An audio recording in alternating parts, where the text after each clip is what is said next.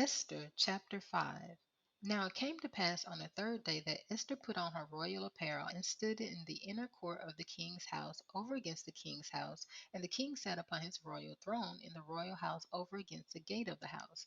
And it was so, when the king saw Esther the queen standing in the court, that she obtained favor in his sight, and the king held out to Esther the golden scepter that was in his hand. So Esther drew near and touched the top of the scepter.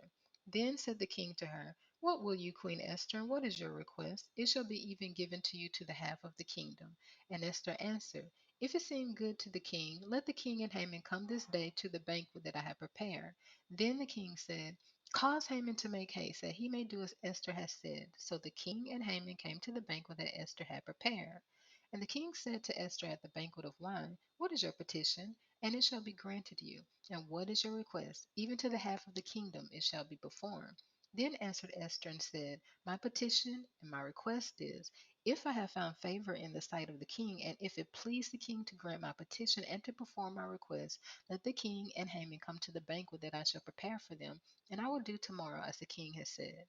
Then went Haman forth that day joyful and with a glad heart. But when Haman saw Mordecai in the king's gate, that he stood not up, nor moved for him, he was full of indignation against Mordecai.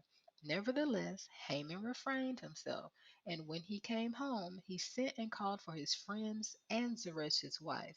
And Haman told them of the glory of his riches and the multitude of his children, and all the things wherein the king had promoted him, and how he had advanced him above the princes and servants of the king. Haman said, moreover, "Yes, Esther the queen did let no man come in with the king to the banquet that she had prepared but myself, and tomorrow am I invited unto her also with the king. Yet all this avails me nothing, so long as I see Mordecai the Jew sitting at the king's gate." Then said Zeresh his wife and all his friends to him, "Let a gallows be made of 50 cubits high, and tomorrow speak you to the king that Mordecai may be hanged thereon. Then go you in merrily with the king unto the banquet." And the thing pleased Haman, and he caused the gallows to be made.